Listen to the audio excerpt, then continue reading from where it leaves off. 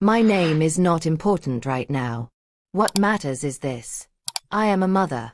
And on my last birthday, my own son gave me a gift I never asked for. A gift that broke something between us that may never be fixed again. It happened in my living room. The cake was still untouched. The candles were still burning. Everyone was smiling. Then my son stood up, cleared his throat, and said, "Mom, this is for you." He placed a small envelope in my shaking hands. I smiled, because that is what mothers do. But the moment I opened it, my smile froze. Inside that envelope was not love. It was not care. It was not respect. It was a paper that changed everything between us. My heart dropped. My hands trembled. And before I could speak, my son added words that still ring in my ears. "This is for your own good." I looked at him, confused, hurt, shocked. And right there, on my birthday, I realized something painful. I had raised my son, but I no longer recognized him. Before I tell you what was written in that envelope, please pause for a moment. If you love emotional stories that reveal hidden family truths, kindly subscribe to this channel, like this video, and turn on the notification button so you never miss stories like this. Also, tell me in the comments which part of the country you are watching from, so I know I am not alone here. Now listen carefully, because what happened next still hurts to remember. Let me take you back. I was born into a simple life. Nothing fancy. I married young, worked hard, and gave my whole life to my family. I had one son. Just one. And I loved him with everything inside me. When his father died, I became both mother and father. I cooked. I cleaned. I sold small goods just to pay his school fees. Some nights, I went to bed hungry so he could eat. I used to look at him sleeping and whisper, "One day you will be great." And he did become great. Or so I thought. As he grew older, he became distant. Not rude. Just far. His calls reduced. His visits became rare. When he married, things changed even more. Still, I told myself, he is busy. He has his own family now. I never complained. When my birthday came that year, I did not expect much. At my age, birthdays are just reminders that time is running out. But my son called me and said, "Mom, we are coming to celebrate you." I was happy. Truly happy. I cleaned the house myself. My back hurt, but I did not mind. I wore my best dress. I even baked a small cake. When they arrived, the house felt full again. Laughter. Noise. Life. Then my son said, "Mom, we have a special gift for you." Everyone clapped. That was when he handed me the envelope. At first, I thought it was money. Or a letter. Or maybe a picture. But when I opened it, my breath left my body. It was a document. Not a loving document. Not a kind one. It was a paper telling me that the house I had lived in for over 30 years was being transferred. Transferred, out of my name. I looked up slowly and asked, "What is this?" My son avoided my eyes. "It's just a form, Mom," he said. "You will sign it." "Why?" I asked, my voice already breaking. He sighed, like I was the problem. "Because it makes sense. I'm your only son. The house will be mine anyway." The room went quiet. I felt small. Very small. "But I'm still alive," I whispered. He nodded. "Yes. But this will make things easier later." Later. On my birthday. He gave me a future where I had no control. I felt tears in my eyes, but I swallowed them. I did not want to cry in front of everyone. I asked one simple question. "And if I don't sign?" That was when his face changed.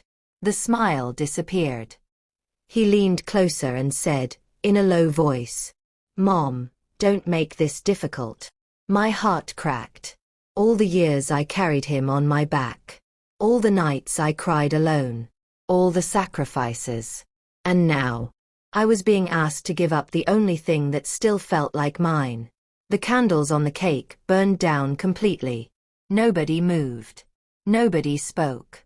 And as my son placed a pen in my hand, waiting for me to sign that paper on my own birthday, a terrible thought crossed my mind. What if this gift was not the worst thing he had planned for me? Because the way he looked at me in that moment, it felt like I was already a stranger in my own home. And just as I lifted my hand, unsure of what to do next, something happened that made my blood run cold. Something I never saw coming. And that was when I knew. This birthday gift was only the beginning. For a few seconds, nobody spoke. The pen was still in my hand. My son was still standing in front of me. Everyone else was pretending not to look, but I could feel their eyes on me. My heart was beating so fast, I thought I would faint. I slowly put the pen down on the table. I need time, I said softly. I can't sign this today. My son's jaw tightened. Mom, he said, forcing a small smile. It's just a form. Why are you making it a big issue? I looked at him, really looked at him. This was the boy I once carried on my back to school. The boy who used to cry when I was sick. The boy who promised never to leave me alone. Now he was standing there, asking me to give up my home like it was nothing. This house is my safety, I said. I'm not ready. The room felt heavy. His wife cleared her throat. Mom, she said gently, but her eyes were cold. This is normal. Parents do this all the time. Normal. Losing control of your life was now normal. I nodded slowly, just to end the moment.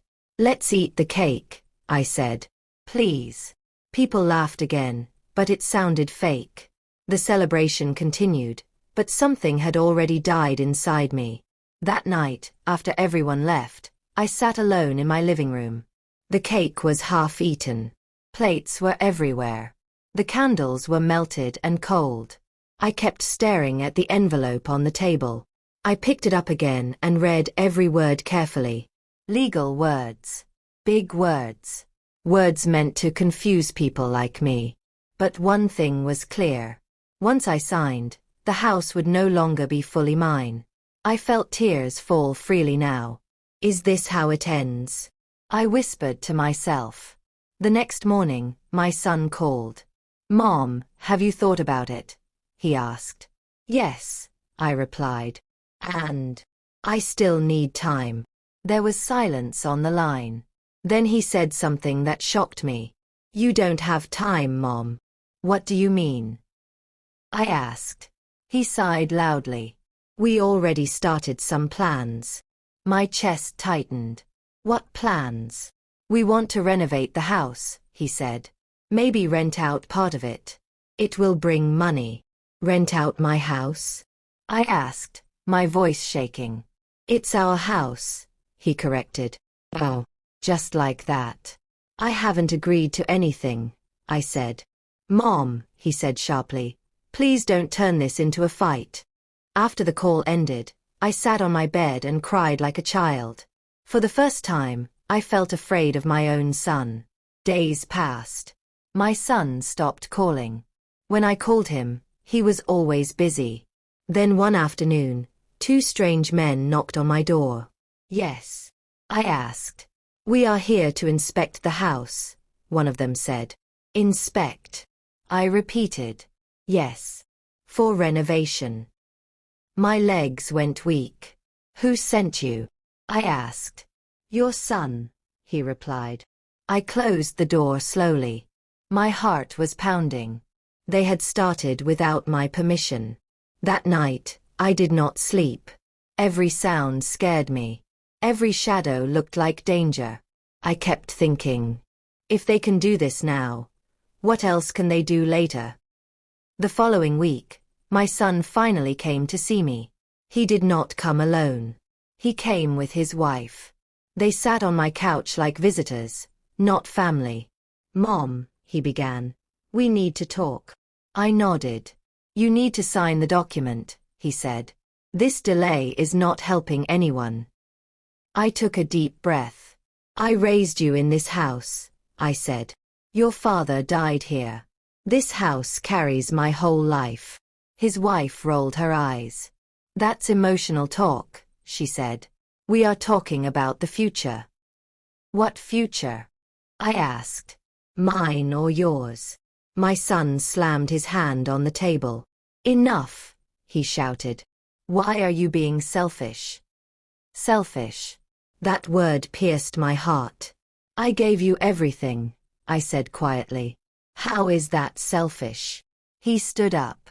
Mom, listen carefully, he said. If you don't sign willingly, we will handle it another way. My body froze. What does that mean? I asked. He looked away. It means things can change. They left without another word. I sat there for a long time, staring at the door. That night, I packed a small bag. Not because I was leaving, but because I was no longer sure I was safe. 2 days later, something worse happened. I came back from the market and noticed the lock on my front door looked different. My heart jumped. I tried my key. It didn't work. I knocked. No answer. I called my son. He didn't pick up. I stood there, outside my own house, with my bag in my hand, feeling like a stranger. Just as I was about to sit down and cry, the door opened. And what I saw inside the house made my knees buckle.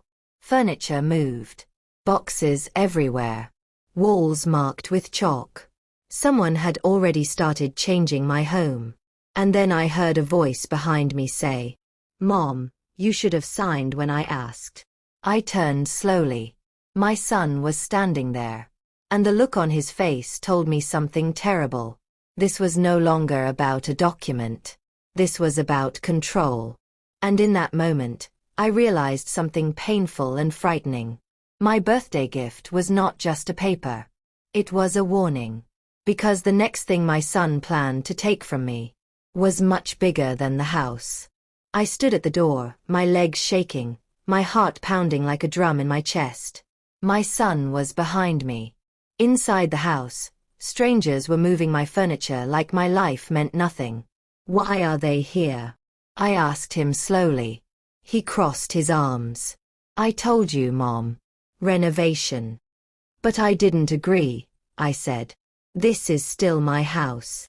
He sighed, tired and annoyed, like I was a stubborn child. Mom, you're making things hard for yourself, he said. This is happening with or without your signature. Those words hit me harder than a slap. I walked inside carefully. My old chair was gone. The table where I used to eat with my husband had been pushed into a corner. Chalk lines were drawn on the wall like plans for something new. Something that did not include me. I touched the wall with my fingers. This is my home, I whispered.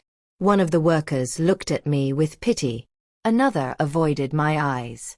My son's wife walked in then, holding her phone. We should hurry, she said. Time is money. I turned to her. Did you know about this?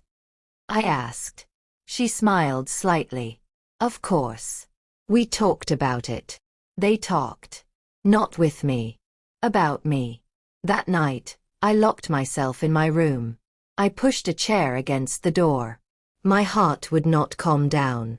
I kept thinking of all the times I protected my son. Now, who would protect me? In the darkness, I asked myself a question I never thought I would ask. Did I raise him wrong? Sleep did not come. The next morning, I woke up to noise. Loud noise. Drilling. Hammering. My head ached. My chest felt tight. I walked out of my room slowly. The living room looked smaller. A wall was being removed. What are you doing? I asked, my voice shaking. My son did not even look at me. We are opening the space, he said. For what? I asked. For renters, his wife replied. Renters. Strangers. In my home. I don't want strangers here, I said. My son finally looked at me. Mom, he said, you need to understand something. He walked closer. You are getting old. Those words froze me. You can't manage things anymore, he continued. We are helping you. Helping. By taking control. I'm not sick, I said. I'm not useless. He laughed softly. This is exactly what I mean, he said. You don't see reality. I felt tears burn my eyes. Please, I said. Stop this. He shook his head. It's too late. That afternoon, I noticed something strange. My small cupboard was open. I checked inside. My important papers were gone. My land documents. My ID. My savings book. My hands started shaking. I rushed to my son. Where are my papers? I asked. He didn't answer. I asked you something, I said louder. He looked at his wife, then back at me. We kept them safe, he said. Give them back, I demanded. Mom, he said calmly, you don't need to worry about those things anymore. My heart dropped. That was when fear truly entered me. Not anger. Not sadness. Fear. That evening, I called an old friend. I whispered into the phone like someone hiding a crime. They are taking everything, I said. She gasped. Did you sign anything? No, I replied. Good, she said. Do not sign. Her words gave me a little strength. That night, I hid my bag under the bed. Inside it, I put my clothes and the little money I still had, just in case. 2 days later, my son came into my room without knocking. Mom, he said, we need to talk. I sat up. About what? I asked. He sat on my bed. This situation is not good, he said. People are talking. Talking about what? I asked. About your behavior, he replied. My heart skipped. What behavior? You shouting, he said. You crying. You refusing help. I stared at him. That is not bad behavior, I said. That is pain. He rubbed his face. Mom, he said, lowering his voice. If you keep acting like this, we may have to make a hard decision. What decision? I asked. He hesitated. A place where professionals can take care of you. My blood ran cold. You mean, a home? I asked. He did not answer. I grabbed his arm. You cannot do that, I said. I am your mother. He removed my hand. I am thinking of your safety, he said. Safety. That word again. That night, I heard them talking. I was not asleep. I heard my name. She's becoming difficult, his wife said. We need to move fast, my son replied. My heart pounded. I pressed my hand to my mouth to stop myself from crying out loud. They were planning something. Without me. Against me. The next morning, a stranger arrived. A woman with a clipboard. Good morning, she said. I'm here to assess. Assess what? I asked. She smiled. Your condition. I looked at my son. What is this? I asked. He avoided my eyes. Just answer her questions, he said. It's for your good. The woman started writing. Do you forget things? She asked. No, I replied. Do you feel confused sometimes? She asked. I looked at my son again. Was this happening? Was my own child trying to prove I was not okay? I felt trapped. And then she asked a question that broke me. Do you feel safe in this house? I opened my mouth. I wanted to say yes. But my voice failed me. Because the truth was painful. I no longer knew the answer. And as the woman continued writing on her paper, I realized something terrifying. This was not just about my house anymore. This was about my freedom. And if I did not act fast, I might lose that too. Just as I was thinking of what to do next, I saw my son quietly pick up the envelope again. The same envelope from my birthday. He placed it on the table and slid it toward me. And in that moment, I knew the pressure was about to become unbearable. Because this time, the choice they were giving me was no longer really a choice at all. The envelope lay on the table between us. The same envelope. The same papers. The same pen. My son sat across from me. His wife stood near the door. The woman with the clipboard was still there, writing, watching, listening. No one spoke for a long moment. Then my son pushed the envelope closer. "Mom," he said calmly, "this will make everything easier." Easier for who? I stared at the envelope like it was something dangerous. "I want my papers back," I said quietly. He did not answer. "I said I want my papers," I repeated, louder this time. His wife sighed. "Why are you making this so hard?" she asked. "You're not thinking clearly." I looked at her. "I am thinking very clearly," I said. "You are taking my life piece by piece." The woman with the clipboard stopped writing. "Let's all relax," she said. "I'm only here to observe." Observe what? My pain. My fear. My son leaned forward. "Mom," he said, "if you sign this, everything stops. No more stress. No more questions." "And if I don't?" I asked. He looked at me for a long second. "Then we move forward another way." My hands began to shake. "What way?" I asked. He didn't answer. But his silence was louder than any word. After they left the room, I sat alone on my bed. My chest hurt. My head felt heavy. I whispered to myself, "Stay strong." But strength is hard when fear sits beside you. That night, I prayed. I begged God for wisdom. For courage. I slept with one eye open. The next morning, I noticed something else was wrong. My phone was missing. I searched everywhere. "Where is my phone?" I asked my son. He looked up from his device. "We kept it," he said. "Why?" I asked. "You were calling people," he replied. "That's not good right now." Not good. Talking was now a problem. "Give me my phone," I said. "Later," he replied. I felt trapped. No phone. No papers. No control. Later that day, a neighbor knocked. I felt relief. But my son answered the door before I could. They spoke quietly. Too quietly. When the neighbor left, I asked, "What did she want?"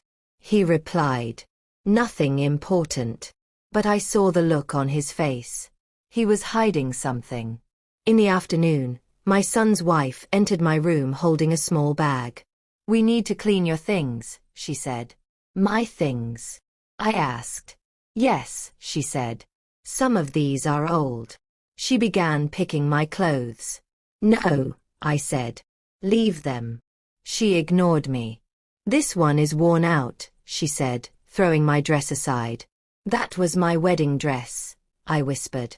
She paused for a second, then continued. Something inside me snapped. "Stop!" I shouted. They both stared at me. My son's face hardened.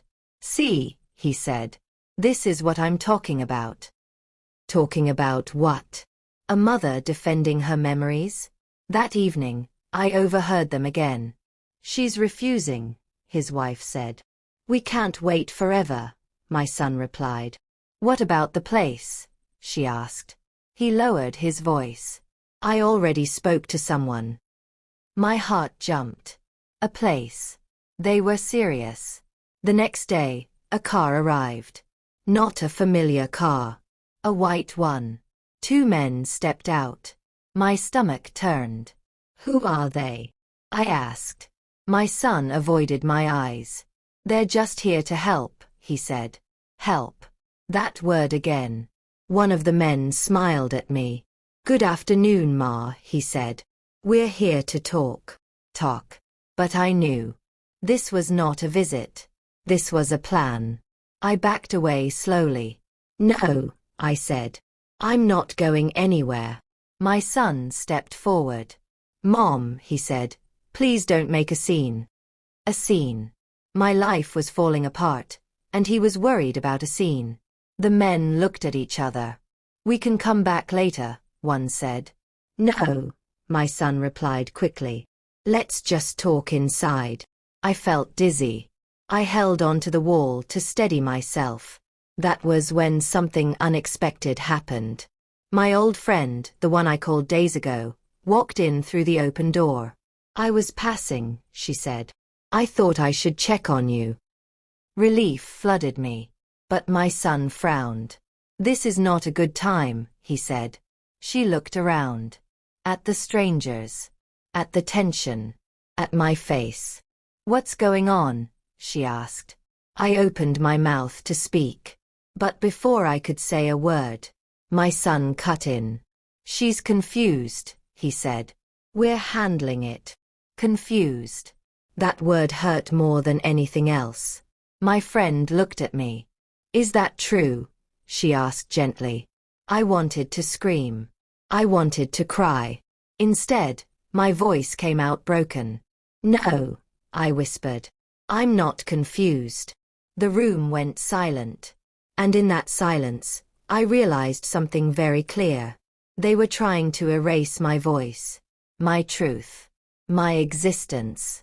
And if I didn't fight back now, I might disappear while still alive. As the two men stepped closer and my son reached again for the envelope, I understood the cruel truth. This was no longer just my son's decision. It was a battle. And the next move would decide whether I stayed free or lost everything forever. The room felt too small. The two men stood near the door. My son was beside them. His wife leaned against the wall, arms folded. My friend stood close to me, like she knew I might fall. "Let's all sit down," one of the men said calmly. "We just want to talk." "No," I said quickly. "I don't want to talk." My voice surprised even me. It sounded stronger than I felt. My son looked at me with warning in his eyes. "Mom," he said, "please cooperate." Cooperate. Like I was a problem to be managed. My friend stepped forward. "Why are these men here?" she asked. "Who sent them?" My son hesitated. "They're professionals," he said. "They help families." "Help with what?" she asked. He didn't answer. One of the men cleared his throat. "We assess living conditions," he said. "Sometimes we recommend care facilities." Care facilities. The words landed heavily in the room. My friend turned to me. "Did you agree to this?" she asked. "No," I said firmly. "I did not." My son raised his voice. "She's not thinking clearly." That was it. Something inside me snapped. Not loudly, not violently, but completely. I straightened my back. "I am thinking clearly," I said. "Clear enough to know I am being pushed out of my own life." Everyone froze. Even my son looked shocked. "You took my papers," I continued. "You took my phone. You brought strangers into my house. And now you want to take me away." My voice shook, but I did not stop. "I am old," I said. "Yes. But I am not a child. I am not mad. And I am not invisible." Silence filled the room. My friend nodded slowly. "She sounds very clear to me," she said. My son clenched his fists. "You don't understand," he said. "She's difficult. She refuses help." "Help that takes everything from her?" my friend asked. The two men exchanged looks. "We may need to reschedule," one of them said quietly. "No," my son said sharply. "This is going too far." He turned to me. "Mom, you are embarrassing me." Embarrassing. After all this. That was his fear. I looked at him and felt something heavy settle in my chest. "You are not my son right now," I said softly. "You are someone else." His eyes widened. "Take that back," he said. "No," I replied. "I won't." That night, after everyone left, my friend stayed with me. She locked the door. "You can't stay here alone," she said. "It's not safe anymore." I nodded slowly. I know, I whispered. She helped me pack quietly. Only what I needed. Clothes. Medicine. Photos. I picked up a small picture of my husband. I promised him I would protect this home, I whispered. Tears rolled down my face. Before dawn, we left. I did not tell my son. I did not leave a note. For the first time in my life, I chose myself. My friend took me to her small house. It was not big, but it felt peaceful. For the first time in weeks, I slept deeply. In the morning, my phone rang. My friend had given me an old one. It was my son.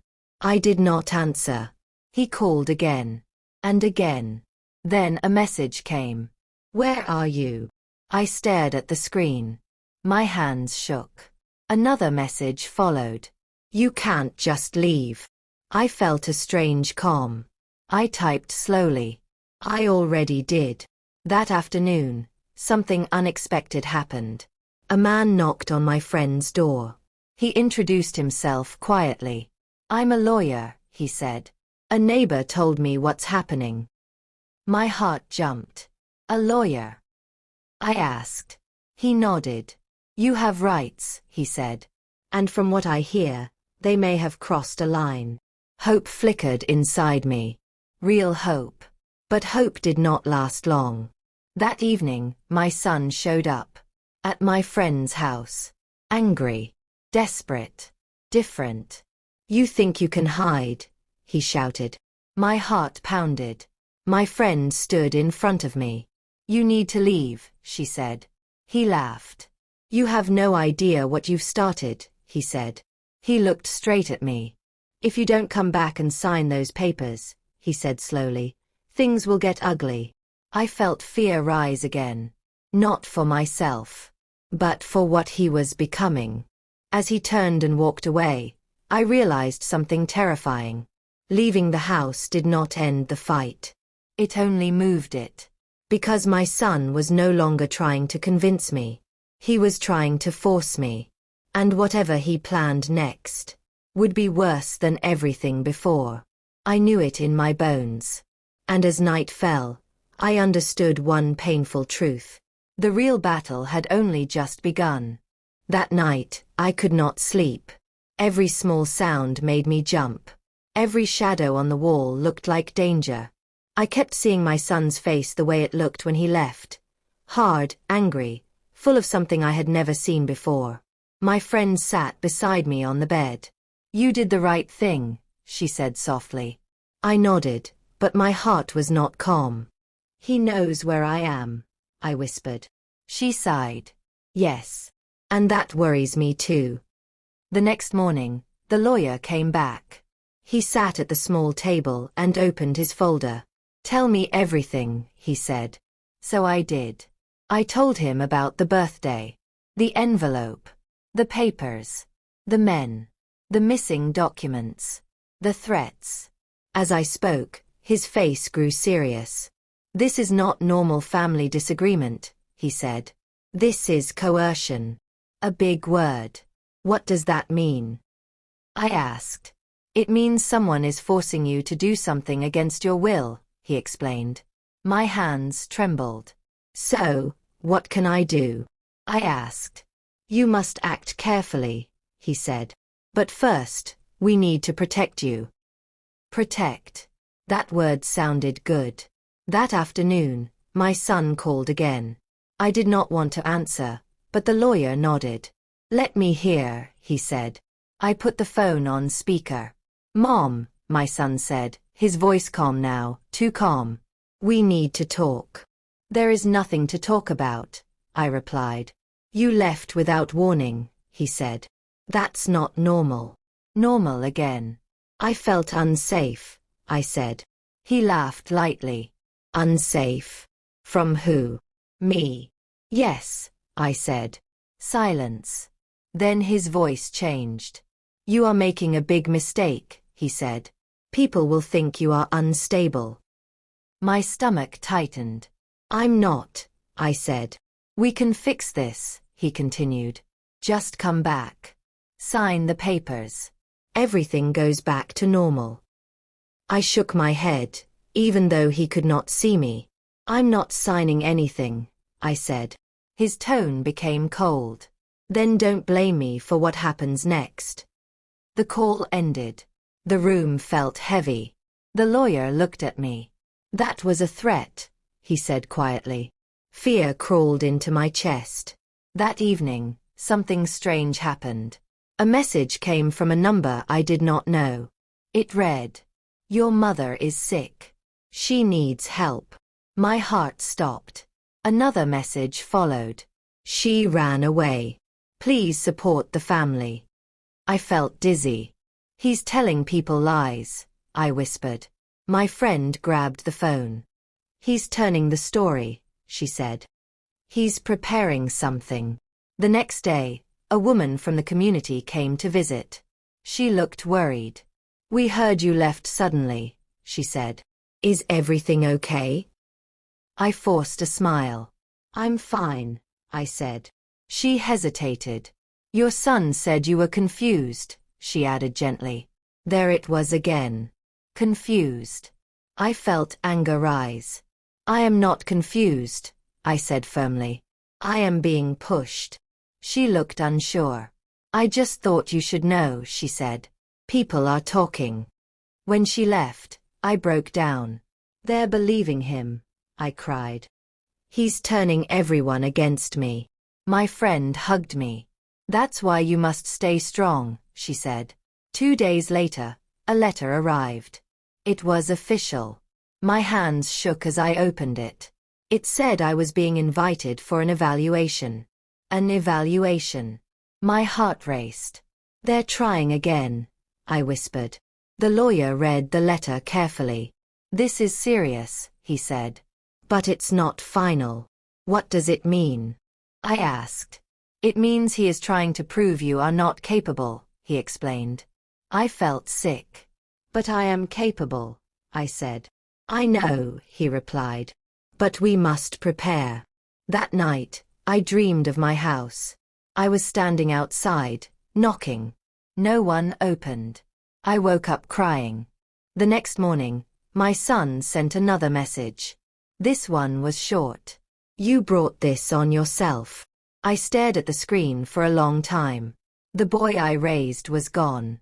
In his place was someone who wanted control at any cost. And then, just when I thought things could not get worse, the lawyer received a call. He stepped aside to answer. When he returned, his face was pale. "What is it?" I asked. He took a deep breath. "They've filed a request," he said. "A request for what?" I asked. He looked straight at me. "To temporarily take over your decisions." My chest tightened. "You mean, my life?" I whispered. He nodded slowly. And in that moment, fear wrapped around me like a tight rope. Because I understood something terrifying. My son was no longer waiting. He had moved from threats to action. And if I lost this next fight, I would lose the right to decide anything for myself. As I sat there, shaking, one thought filled my mind. What would he take from me next? If he won this? When the lawyer said those words, I felt like the ground disappeared under my feet. "Take over my decisions?" I repeated slowly. He nodded. "Yes. They are asking the court to give temporary control to your son." Temporary. I laughed weakly. "Nothing is ever temporary once it's taken," I said. My friend held my hand tightly. "What do we do now?" she asked. The lawyer closed his folder. "Now," he said, "we fight with facts." The next few days were heavy. Very heavy. I had to remember everything clearly. Dates. Conversations. Messages. Threats. The birthday. The envelope. The men. The missing papers. Each memory hurt, but I forced myself to speak. The lawyer recorded everything. "Your story matters," he told me. "But we need proof." Proof. That word scared me. "What proof?" I asked. "He has my documents." He nodded. I know, he said. But we'll find another way. That evening, my son sent another message. This time, it sounded sweet. Mom, why are you doing this to us? People are worried about you. Come back home. Home. That word felt strange now. I did not reply. 2 days later, something unexpected happened. A woman from my old neighborhood called. I heard you left, she said. I wanted to check on you. I hesitated, then spoke honestly. I left because I was afraid, I said. There was a pause. Afraid of who? She asked. My son, I replied. She inhaled sharply. You're not the first mother I've heard this from, she said quietly. My heart skipped. What do you mean? I asked. She lowered her voice. He's been asking questions about other parents' houses. About documents. About control. My stomach turned. This was not just about me. The lawyer's eyes lit up when I told him. This helps, he said. It shows a pattern. Pattern. Another big word. But I understood it clearly. This was planned. A few days later, the day of the evaluation arrived. I barely slept the night before. My hands shook as I dressed. What if they don't believe me? I whispered. My friend hugged me. Just tell the truth, she said. That's all you can do. The room was cold. A woman and a man sat across from me with papers and pens. They smiled politely. Good morning, the woman said. We're here to talk. Talk. That word again. They asked me questions. Simple ones. My name. My age. The date. Where I was. I answered calmly. Then they asked about my son. Do you trust him? The man asked. I paused. I used to, I said honestly. Why not now? He asked. I took a deep breath. Because he is trying to control my life. Their pens stopped. I told them everything. Slowly. Clearly. Without shouting. About the envelope. The threats. The men. The missing phone. The papers. When I finished, the room was silent. The woman looked at me. Do you feel confused? She asked gently. No, I said firmly. I feel scared. There is a difference. When I left that room, my legs felt weak. The lawyer nodded at me. You did well, he said. But my heart was still heavy. Because I knew my son would not stop. That evening, my phone rang again. This time, it was his wife. We need to talk, she said. I have nothing to say, I replied. You're ruining everything, she snapped. He's under pressure. Then stop pressuring me, I said. She laughed bitterly. You think you're winning? She asked. You don't even know what we have. My heart skipped. What do you mean? I asked. She hung up. The next morning, the lawyer called early. Something has changed, he said. What? I asked. They've submitted new information, he said carefully. What kind of information? I asked. He hesitated. Statements, he said. From people close to you. My chest tightened. Who? I whispered. He paused. Your own family members. I felt like I had been punched. Family. The same people I helped. Supported. Loved. They're saying you've been forgetful, he continued. That you've changed. Tears filled my eyes. They're lying, I said. I know, he replied. But now we must prove it. That night, I sat alone in the dark. I thought about my son as a child. His first steps. His first words. The way he used to hold my hand. How did we get here? I whispered. I realized something painful. Love alone is not always enough to protect you. Just before midnight, a final message came in. From my son. It read, "This ends tomorrow." I stared at the screen, my heart racing. I didn't know what he meant. But I knew one thing. Whatever he planned next would decide everything. And as I closed my eyes, fear and determination mixed inside me. Because tomorrow, I would either lose my voice forever, or finally be heard. And I did not know which one scared me more. I did not sleep that night. The words on my phone kept repeating in my head. This ends tomorrow. Ends how? Ends for who? I sat on the edge of the bed, holding my husband's picture, whispering prayers I barely remembered. Give me strength, I said softly. Just enough. Morning came too fast. The lawyer arrived early. His face was serious, but his voice was steady. Today is important, he said. Whatever happens, stay calm. I'll try, I replied. But inside me, a storm was building. The place where we went was quiet. Too quiet. White walls. Cold chairs.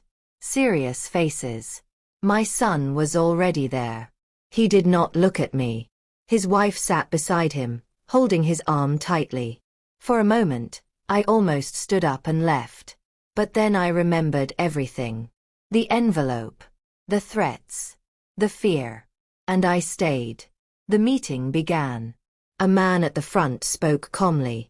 We are here to understand the situation clearly, he said. Everyone will be heard. Everyone. That word gave me a little courage. My son spoke first. She's not the same anymore, he said. She forgets things. She refuses help. She ran away. I watched him closely. He did not cry. He did not hesitate. He sounded prepared. She is being influenced, his wife added. She's confused. Confused again. The word followed me like a shadow. Then they showed papers. Statements. Messages. Stories. Some were twisted. Some were half true. Some were complete lies. My heart pounded. Then it was my turn. I stood slowly. My legs felt weak, but my voice surprised me. I am old, I began. But I know who I am. The room became still. I raised my son alone, I said. I gave him everything I had. I trusted him. I took a deep breath. On my birthday, he gave me a paper. Not a gift. A paper that would take my house away. My son shifted in his seat. I did not ask for it, I continued. I did not agree to it. I told them everything. Slowly. Clearly. I did not shout. I did not beg. I spoke like a woman telling the truth for the last time. When I finished, the room was silent. Then something unexpected happened. One of the people present asked my son a simple question. Why did you bring workers into the house before she agreed? My son hesitated. We were planning ahead, he said. Planning what? The man asked. To improve the property, my son replied. For her benefit? The man asked. My son paused too long. Another question followed. Why were her documents removed without her consent? My son looked at his wife. She might lose them, she said quickly. The man nodded slowly. And her phone? He asked. Silence. I felt something shift in the room. The air changed. Then the lawyer spoke. He presented messages, threats, dates, words. The room listened. Carefully. My son stood up suddenly. This is unfair, he shouted. She's turning everyone against me. I flinched. But then I realized something. This was the first time he had raised his voice. Not me. The meeting ended without a decision. We need time, the man said. This is serious. Serious. That word felt heavy. Outside, my son walked up to me. His face was red with anger. You think you've won, he hissed. I don't want to win, I replied softly.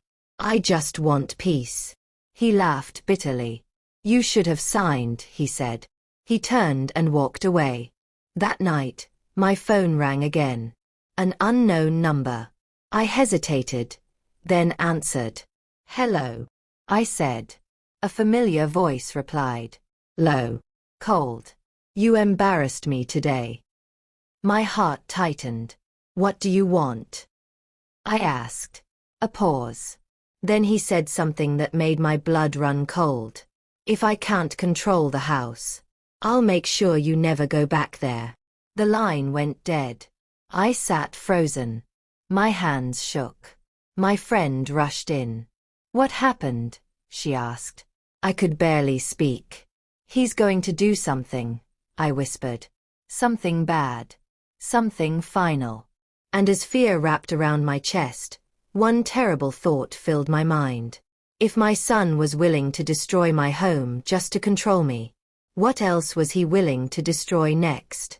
After that phone call, nothing felt real anymore. I sat on the edge of the bed, holding the phone like it might burn my hand. My friend kept asking questions, but my mind was somewhere else. He said I'll never go back there, I finally whispered. Her face changed. What do you mean? She asked. I don't know, I said. But the way he said it, it wasn't empty.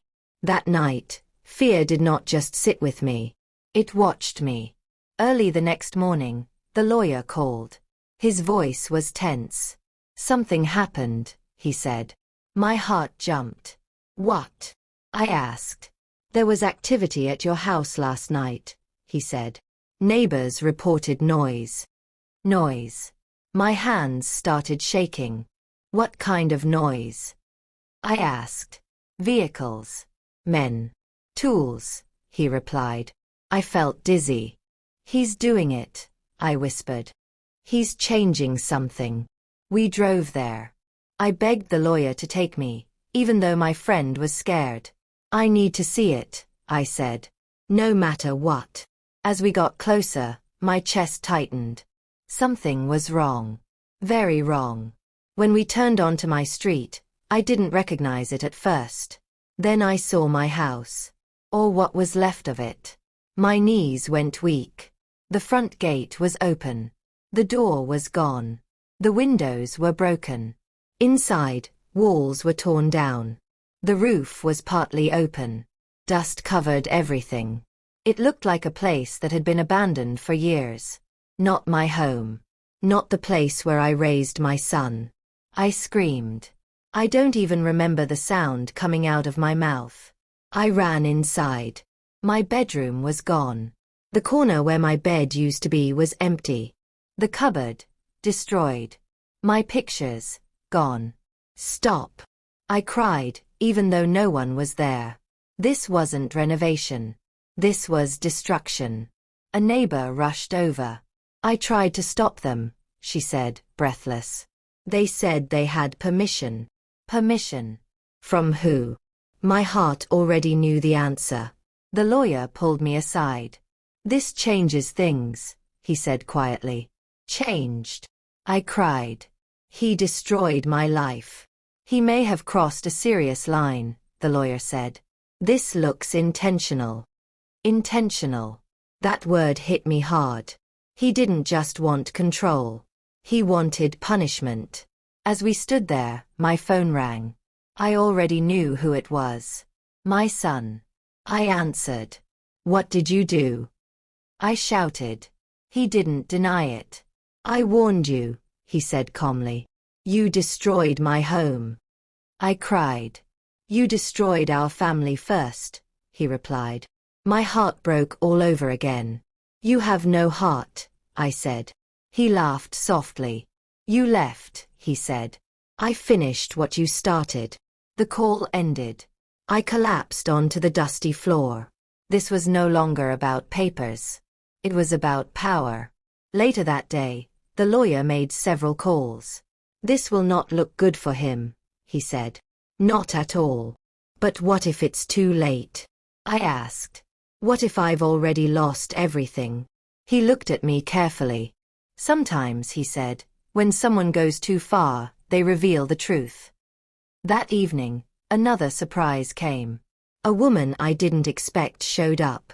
A relative. Someone close to my son. She looked nervous. "I need to talk to you," she said quietly. We sat down. She twisted her hands. "He's not telling the truth," she said. My heart skipped. "What do you mean?" I asked. She swallowed. "He planned this," she said. "Before your birthday." My breath caught. "Planned what?" I whispered. "The document," she said. "The renovation. Even the evaluation." Tears filled my eyes. "How do you know?" I asked. "Because he told me," she said. "He said once the house was gone, you would have no choice." No choice. The words echoed in my head. The lawyer's eyes hardened when he heard this. "Are you willing to say this officially?" he asked her. She hesitated. "I'm scared," she admitted. "He's angry. He's not the same person." Neither was I, anymore. That night, I sat quietly, staring into nothing. My son had crossed a line I didn't know existed. He had destroyed the place that held my entire life, just to break me. But instead of breaking me, something else happened. A fire lit inside my chest. Not anger. Not hate. Resolve. Just before midnight, my phone buzzed again. A message. From my son. Only one sentence. "Tomorrow, this ends for good." I stared at the screen, my heart racing. Tomorrow was the final day. I didn't know what he planned. I didn't know what I would face. But I knew one thing for sure. After everything he had done, tomorrow someone would finally be exposed. And as I closed my eyes, one thought echoed in my mind. Would the truth save me, or cost me everything I had left? Morning came quietly. Too quietly. I sat on the edge of the bed, holding my bag, waiting for the call that would decide my life. My friend sat beside me. The lawyer stood near the window, checking his phone again and again. "This is the day," he said finally. I nodded. My heart was calm in a strange way. I had cried all the tears I had. Fear had no more space in me. We went to the meeting one last time. This time, the room felt different. Heavier. Serious. Final. My son was there. He looked tired. Angry. Nervous. For the first time, he did not look powerful. The man at the front spoke clearly. "We have reviewed everything," he said. "The messages. The actions. The damage to the property. Property. My home. My life." He continued. "The destruction of the house happened while ownership was still disputed," he said. "That is a serious issue." My son shifted in his seat. "We also heard from a witness," the man added. My heart jumped. The relative stood up. Her hands were shaking, but her voice was clear. "He planned it," she said. "He said once the house was damaged, his mother would have no choice but to sign." The room went silent. My son stood up. "She's lying," he shouted. But his voice cracked. The lawyer spoke next. He showed the messages. The threats. The dates. The words. One message appeared on the screen. "If I can't control the house, you'll never go back." Everyone saw it. Everyone read it. My son looked down. Then the man at the front said the words that changed everything. "We do not see confusion here," he said. "We see pressure." I closed my eyes. Tears rolled down my face. Not tears of fear. Tears of release. The decision was clear. My son would not be allowed to control my decisions. He would be held responsible for what he destroyed. And I would receive protection. When the words were spoken, my son did not look at me. He walked out without saying a word. Outside, the sun felt warm. For the first time in a long time, I breathed deeply. "It's over," my friend whispered. "Yes," I replied. "It is." Weeks passed.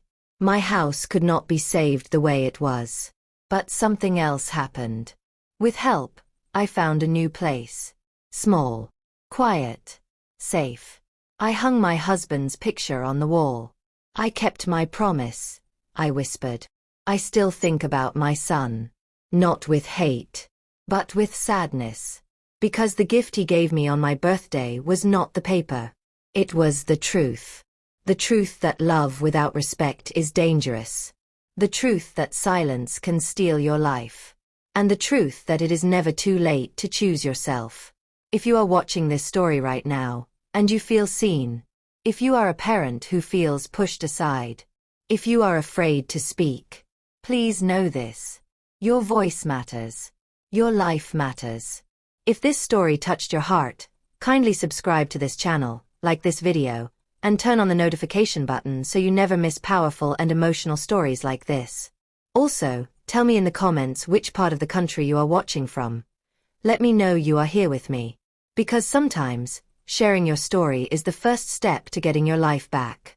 And sometimes, the gift you never asked for is the one that finally sets you free.